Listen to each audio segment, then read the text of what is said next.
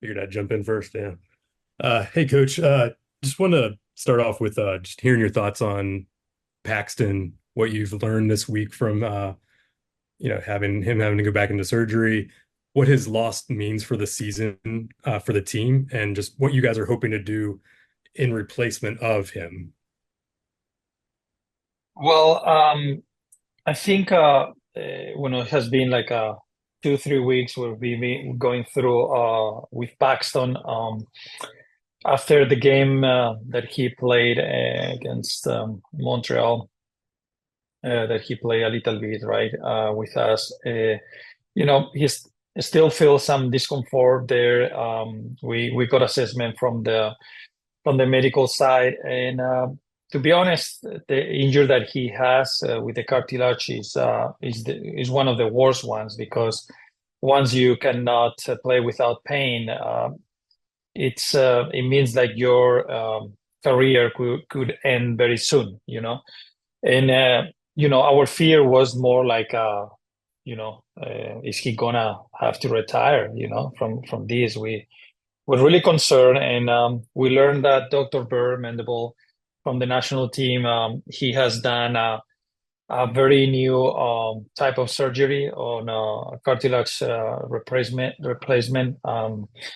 and I think players like Pulido have done it, and all the ones that he has done has been successful. And we sent Paxton to him. Paxton was very excited to hear about this new surgeon type of operation, and that could help him, to keep playing soccer. After that, and all the interviews he had to pass, the testing and everything with the doctors there, everything was set. He wants to do it, and he's gonna give is a good news because he's gonna be able to play, right, after the surgery, and it's a bad news because we're gonna lose him for the entire season. But he is young and he has still a long career to have, and I think even that is hard to have this news, not having him for this year. We're happy for him. Is there any And potential of a replacement for him this year on the roster? we were looking, we as you saw the news, we signed Carl for the first team contract, something that we planned before happened this. Carl has been playing with us as a center back, but he also can play as a central midfielder. He's a central midfielder where we've used as a center back in the preseason, and he did very well. This is why we were looking on him. And yeah, we, while the market is still open and it's difficult because to find a player to replace someone like Paxton is really difficult. He gives the team a lot of things, and we're gonna miss that. But we're looking in different positions, not only as a central midfielder. One more on the injury front. How's Asiri Iramendi doing this week? Is he going to be good to go on Saturday in Austin, or is it going to be one more week for him? No, he's gonna be out this week. He started running today. He felt well. Next tomorrow and Saturday and Sunday, he will make the next steps, and hopefully next week he can train with the group. Great. And one more from me on for right now. Obviously you guys had last week off. The rest of the league was still playing. Um, what did you guys take away from having that time off after losing three straight games like you did? Well, I think it was a good moment for us to stop. It was a good moment to analyze things, to review, to go back and think and see what things are we doing well, and what things are we not doing well that is not allowing us to win games. And if you go back a little bit to some of the goals that we've been considered as is some of the goals is some of them we haven't considered the last years. We've been a very solid team, that has been very tough to beat, and it's like we've become a team that is a little bit weak, on the defensive side. And the little things, the duels, the positioning, the aggression, the energy, in those moments. And I think we have to go to the basics and see who we are, why we were successful years past on making the playoff and be on and in being a competitive team. I know the focus this season it was also like how we could score more goals, and we have improved a lot comparing years in numbers. We have been getting data about how much we break lines, how much we bypass opponent defenders, and our numbers are high up. From last year, we are also one of the teams that best do in the league. But we forgot about the basic things is about competing and defending well in order to have those opportunities that we're creating to score goals. But I think we had a good conversation, tough one with the group. We don't like to see our group having those performances and also those results, and it's about step by step. We know it's not something that we're gonna click it and it's gonna change. We're gonna go step by step to change that dynamic that we have right now that is not good. But I think in training we've seen a lot of good and positive things that is going to allow us to shift that situation. Thank you, Drew. Let's go over to Sam, please. Hey, Nico, this season through 4 games, y'all are one of the highest passing per 90 teams in the league, but you're also one of the lower passing forward teams so far. Why do you think that is, and how do you remedy something like that? I saw that stat and I'm not agree because I don't know that stat how it has been made. We have a new software that it measures tracking data that is coming through the league, and we in this software make us, and we're on the top ones like bypassing opponents in the league. And I don't know what phase he's saying that, if it's his last third, if it's from build up, if it's from but we have better numbers than last year, and we're ahead of most of the teams in the league in that. I'll be curious to see what the data says exactly, and at what point it starts doing it, if it's from build up from goalkeeper, if it's from build up from midfield, because I've been and we are above the average from the league on that, and we're curious to see that, because in the other hand, on the defensive side, we're not doing well, and conceding goals and conceding expected goals and chances, and we are very hard on that, but probably. Because if you see the game against San Jose, against Montreal, against Red Bull, probably were low at the beginning of the game. After that, I think it was good. Against Vancouver, they made difficult, but I think we got that rhythm throughout the game to get. Probably in the last third, I can see last game and against Red Bull very very low. But in build up, we are one of the teams that more build ups done, more passes in build ups done in the from goalkeeper and from midfield in the league. And I'll be curious because I saw the same stats on in Aro. I'm confused because what we are getting here is a little bit different on that stat. We are very close to Columbus in teams that bypass opponents there, the top teams in the league, and this is why I also was surprised from that stat that I saw the other day. Also, we didn't ask about Logan Farrington. He had missed last week or the last match. How's he progressing? And if he's able to come back, how big has his contribution been when he has been on the pitch this year? Well, he trained with the team yesterday. Today we had a very low load type of training, not on the field because we train Monday, Tuesday, Wednesday. Today we drop, and tomorrow we train again on the field. He felt well, but you could see the way that he moved. It wasn't like with a lot total confidence, but he felt like he didn't have pain, that he could do all the movements that he used to do. And then I think it's about like training with the group, losing a little bit that fear on the knee, and everything will come. And I think Logan, we need to know exactly what he can contribute because he's a new player, he's a young player. He has done very well in preseason, but we did very well in preseason, and we are not doing well in the season. And we have to see now if he is able to also to adapt to this competition that is different than the preseason. And we have to see. We're very excited because we see a lot of potential on him, but we have to know that he's a player that he will contribute step by step. And with young players, you never know. He could one day say, "Yep, I'm here," and he's contributing us a lot and a very high.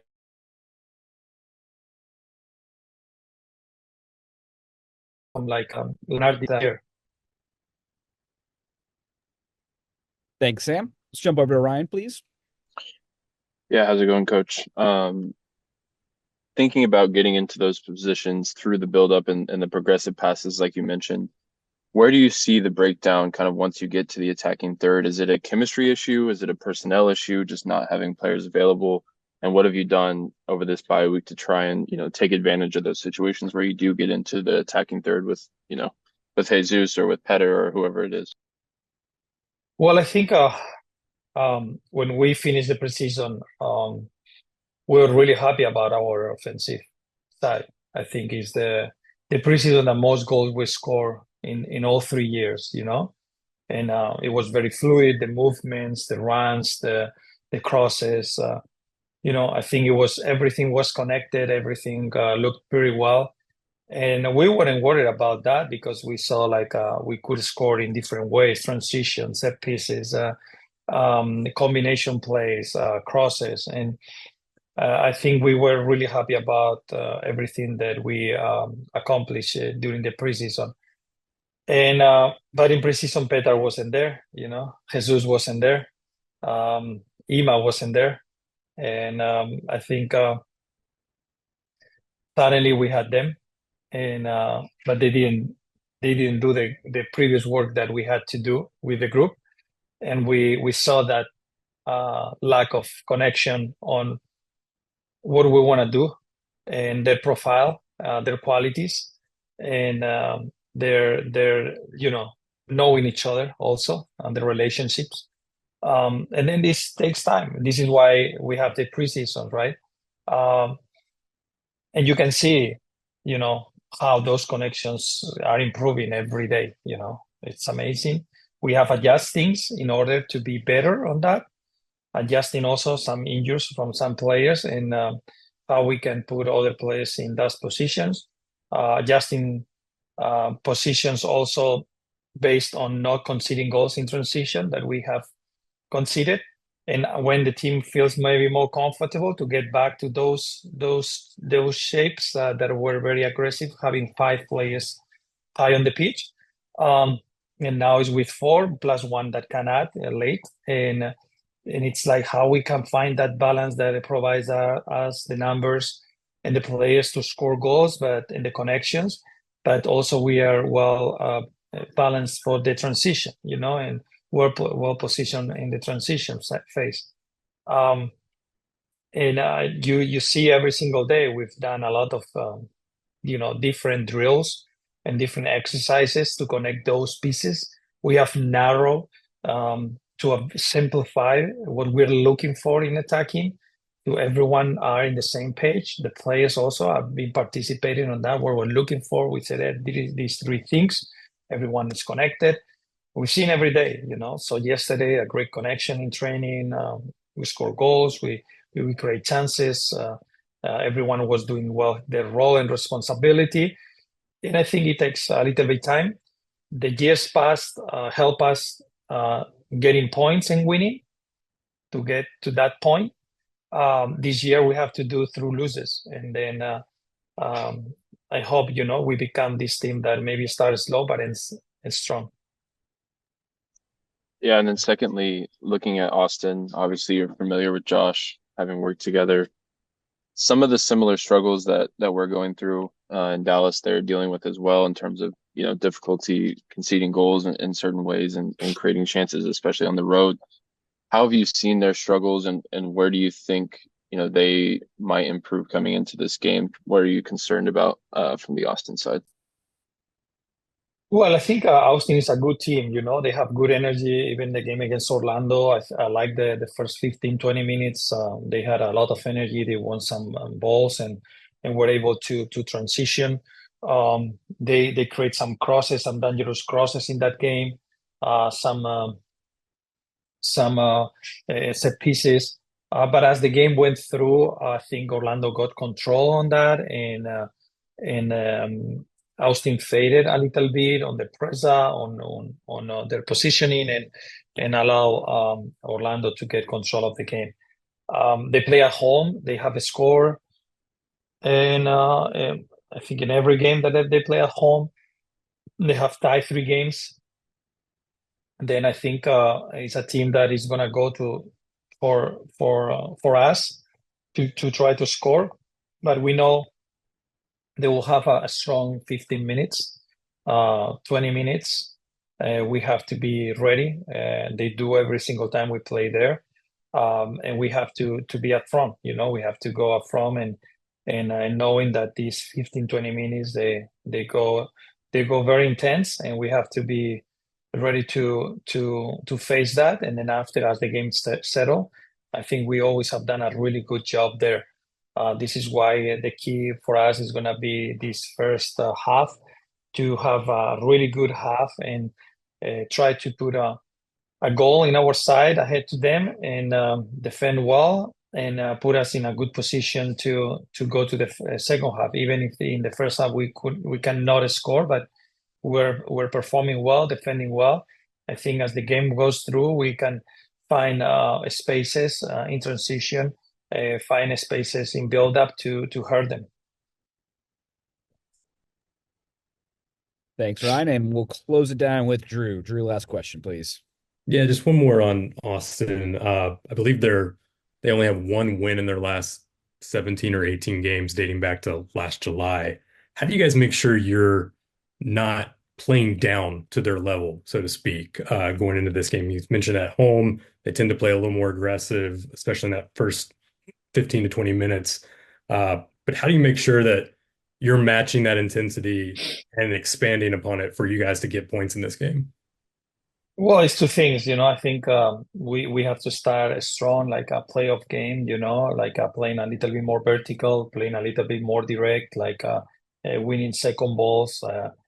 Us also playing that type of game that put us in a position to not thinking on slowing down their game. No, we have to match it. We have to go for it. Even if we can do a higher tempo than them, better.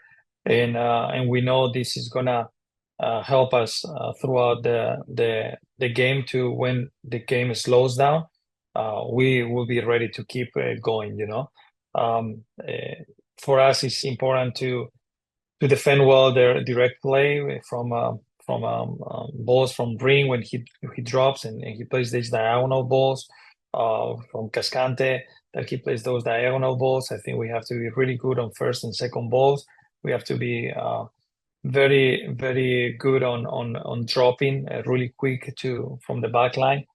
And I think if we do these things, and when we win the ball, we transition fast, we can create a lot of issues to them. Thank you, Drew, and thank you, Nico. That'll conclude today's media availability. Yeah, no, I'm feeling really good. Honestly, I'm implementing some things that I probably wasn't doing last year, and I'm doing this year, that are making a huge difference off the field and on it. So, I'm just chipping away, controlling what I can control individually, and as a group, I know we're going to put in the effort to make things right. Copa Tejas matchup here this Saturday. What can we expect from FC Dallas going into Saturday? I think more than anything, we want to bring that intensity. We know we've been lacking that. I think we have the ability, we have the players, we have the coaching staff. Everybody puts in an immense amount of work, but at the end of the day, you got to enter the stadium with the intensity. And if we bring that, there's no doubt that we can get a result on Saturday.